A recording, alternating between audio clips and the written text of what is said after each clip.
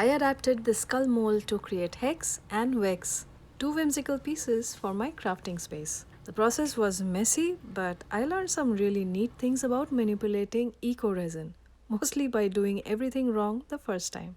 I'm creating a candle holder using the skull mold because it's got these fantastic flames on the head which look cool, but I feel it would look even better with a real flame on top. I'm using a resin casting powder. It's non-toxic, but I'm donning gloves now because I'll be handling pigments later and it's just easier for the cleanup. With this material, the ratio by weight has to be spot on. I have calculated my target volume and I'm measuring out the powder accordingly. So pre-measuring is definitely better for my heart rate when I have multiple pours planned for a single mold. First, let's do the makeup. Eco-Resin picks up mica powder and glitter from the surface really well. So, in keeping with the vibe of the purplish color palette, I'm using chameleon pigment to shine up the teeth and highlight these eye sockets. The effect is more muted than against a dark resin fill, but it will give a lovely distressed look which will be perfect for this casting.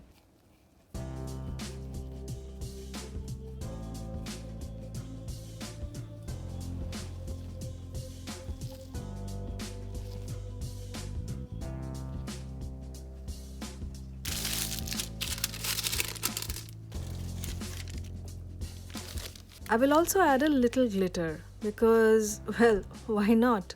I'm just going to sprinkle this all around the crown.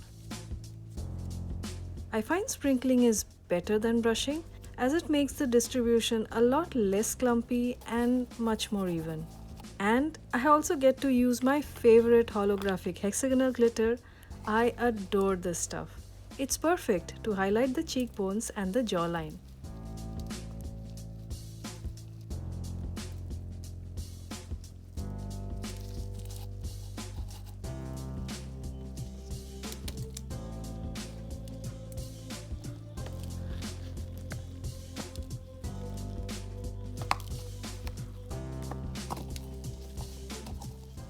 With a final tap to remove any loose glitter, Vex is officially ready for its makeover.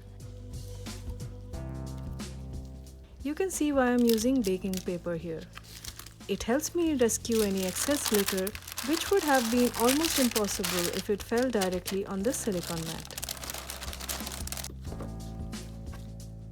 The water is already weighed in the prescribed ratio.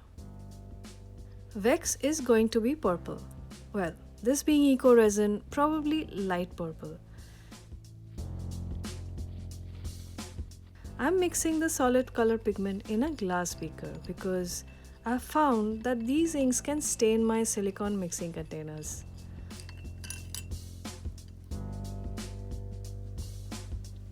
While the first mix has pigment colors, I want to see how it compares to using mica pigment purple in eco-resin.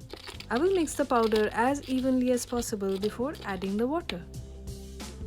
To create the candle cavity, I prep this tea light candle with vaseline, so it pops out easily once the eco-resin sets around it.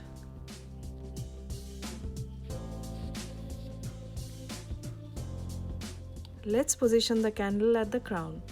The idea is that during the first pour, I will hold it in place while it sets around it, and this medium sets really fast.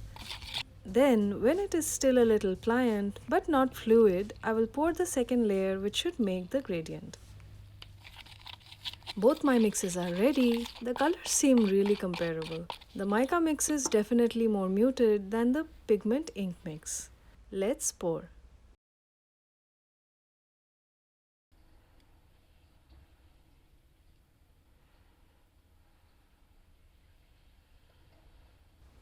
The pour has started and I am excited. This is actually really easy. I wonder why I did not think of this before. Now, for a little tap to remove any bubbles.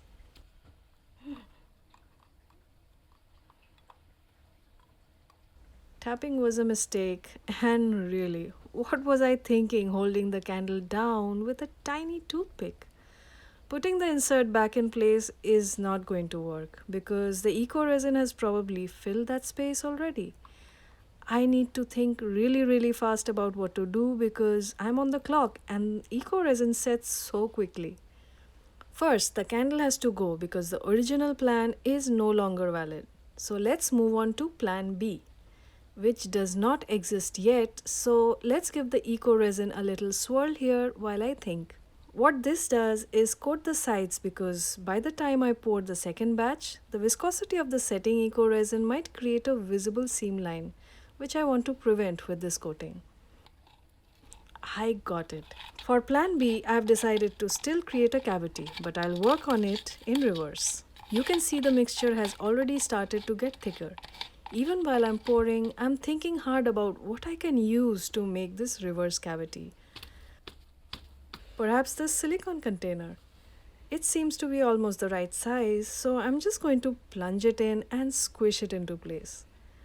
So far, so good. I can finally breathe. It seems to be holding.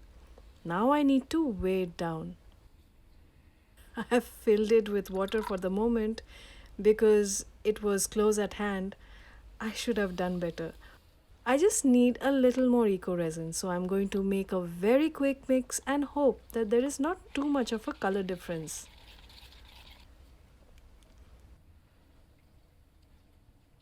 I'm a little disappointed that the original idea did not work out, but I have certainly learned a lesson. If you're embedding things in eco-resin, the key is to pour carefully. Because the medium is quite heavy, it tends to displace air by itself. So, with this particular mold, all that tapping probably wasn't even necessary, especially as the shape is mostly curved and wider at the top. And look at me, I'm still tapping. My aversion to bubbles almost ruined it again because the container kept trying to pop out.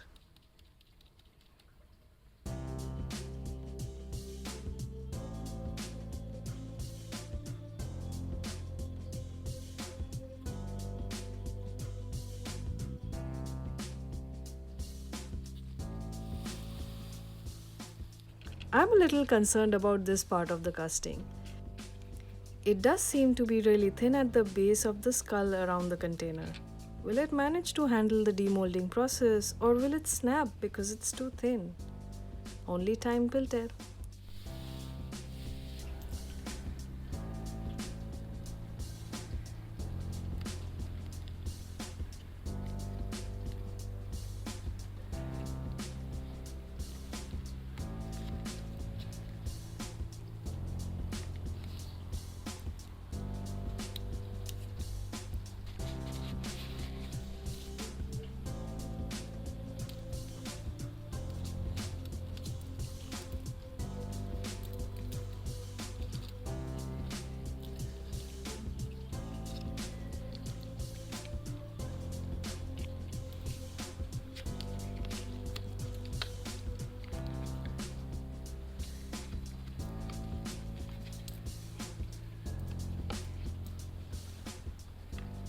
The mica looks adequately distressed. The glitter has taken well and I'm loving this undulated jagged edge. But because this is likely to get chipped, so it needs to be smoothened out. This cavity is spacious and can be converted easily into a candle, but I will use this to hold some of my crafting tools instead. Vex needs some finishing touches. The eco-resin picked up almost all the glitter. I can't see the purple which I sprinkled. The glitter remnants are probably in areas which had multiple layers, or perhaps it wasn't properly brushed into the mold and the tapping dislodged it easily.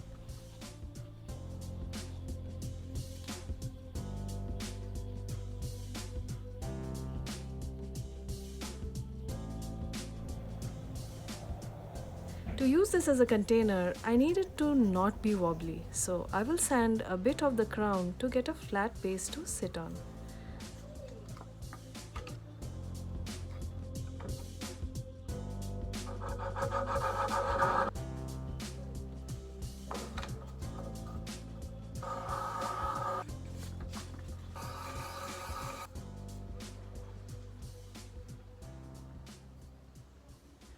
Now for the container lip. A little smoothing of the edges by sanding will make it functional. And that's it.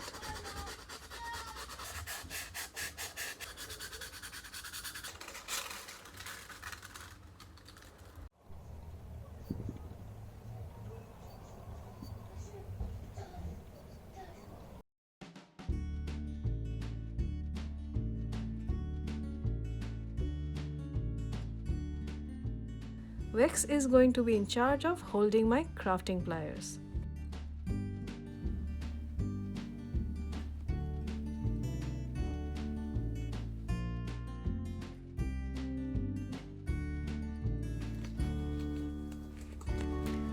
I couldn't let the original idea go, so I'm trying again.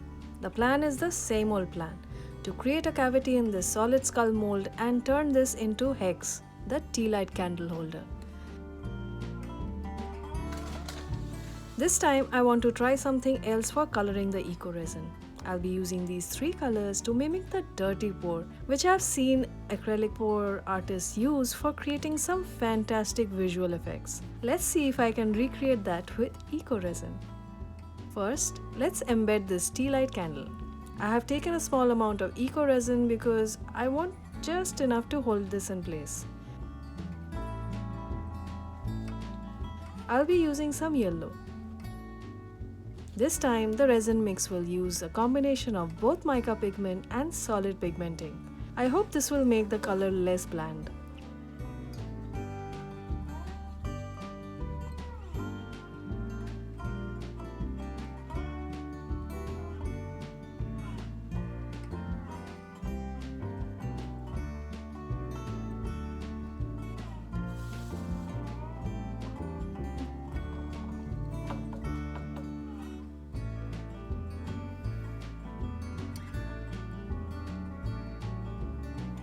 Now, I'm aware that this might create an outline when I cast the rest of the eco-resin for the body, but I have a detail in mind which should take care of this when I'm finished with this piece after demoulding.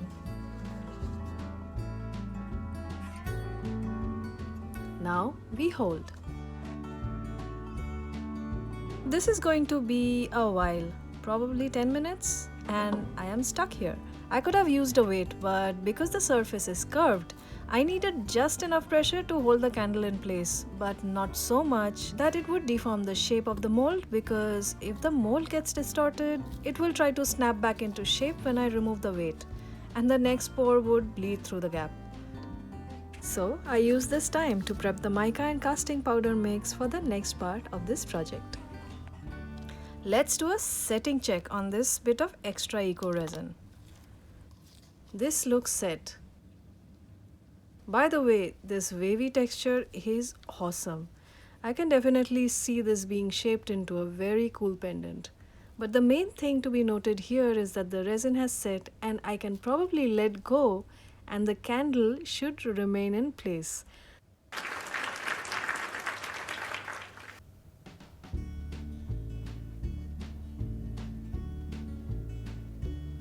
First, I need to get my eco-resin, mica and pigment mixes ready.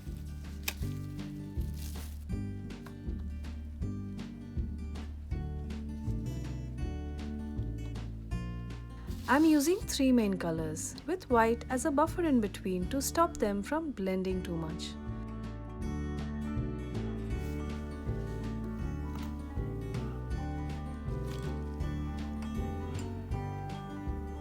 Because my mixing pots are only 100 ml and the skull needs a lot more than that, I have prepped double batches of red and green, more like pink and light green, and white as a sandwich layer. Now that everything is scaled up and ready, let's start layering them into the main pouring jug.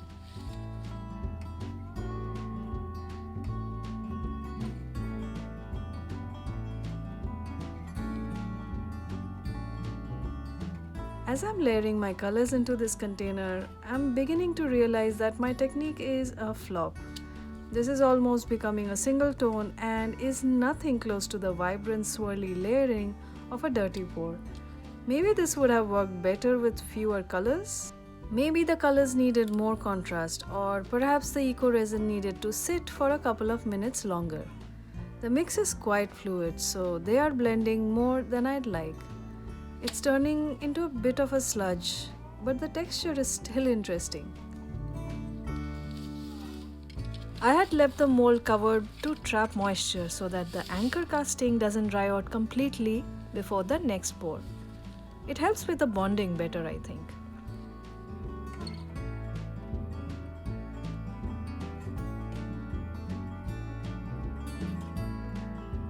Since I'm not going to do the tapping for this casting, I am pouring it from one direction and as steadily as possible.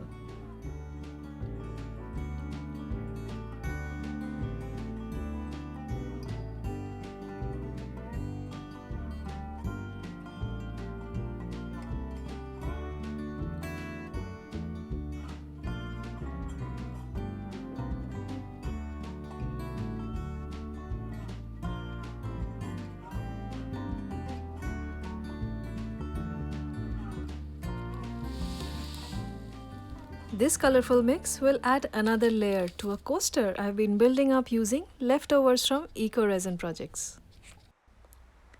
Look at that! The final color is almost similar to my previous purple skull. Total coincidence.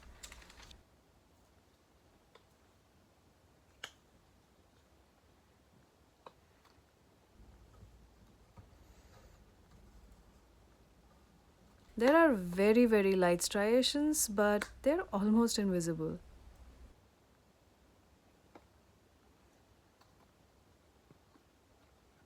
This is the edge I was talking about. We'll take care of this soon.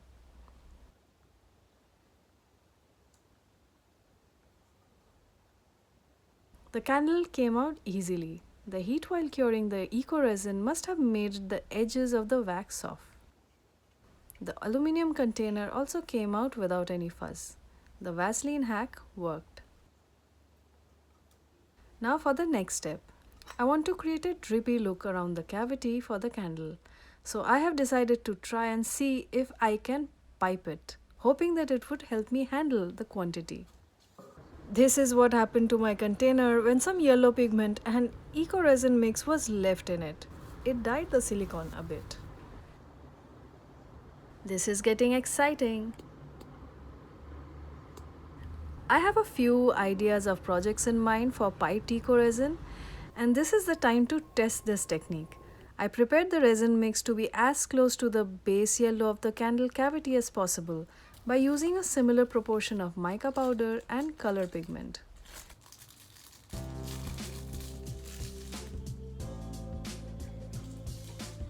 Just put the candle back in.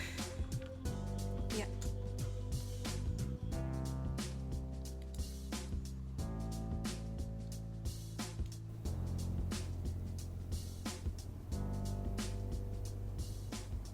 I think I might have missed the golden minute, if there was one for piping eco-resin. I wanted it to look as if melted candle wax was pouring out of the top of the skull. But this look is nothing like the fluid style I wanted. It looks more like dreadlocks, which was not the look I had in mind for this piece.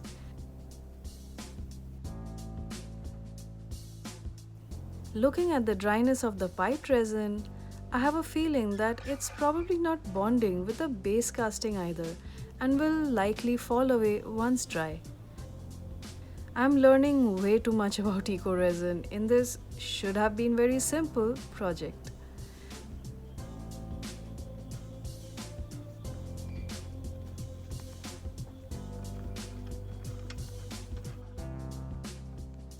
The resin in the piping bag has also become unpipeable, so I'll have to abandon this plan.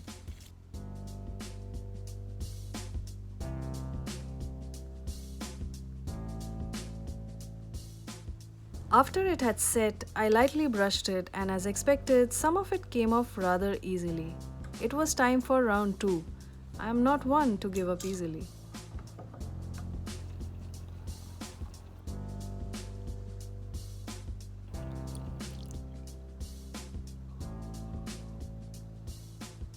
This time, wiser from the experience, I decided to go for the drip technique. I made my mix again, stirring till it was lump-free, and put a little barrier around the candle cavity so that I didn't end up pouring into it.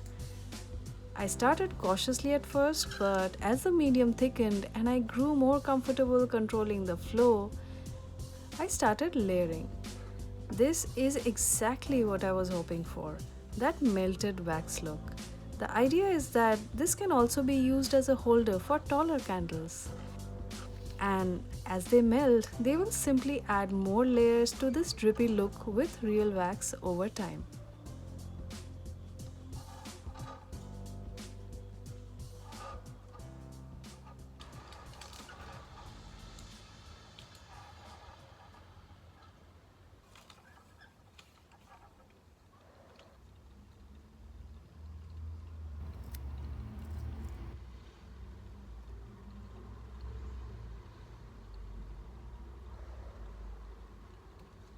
I smoothened the tea light cavity while the resin was still pliant to ensure the candle slides into place effortlessly. Because the fit is so tight with no extra room, getting the surface level while still workable is important. Finally, I sanded the rim to take care of any jagged edges for a smoother curve like melted wax.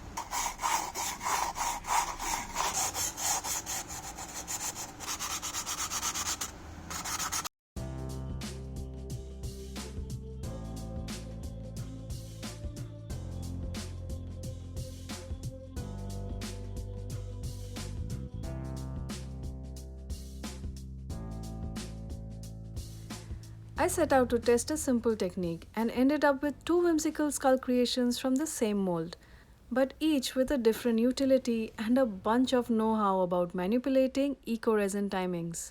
Check out my eco-resin playlist in the description for other quirky projects. Happy crafting and have a wonderful day.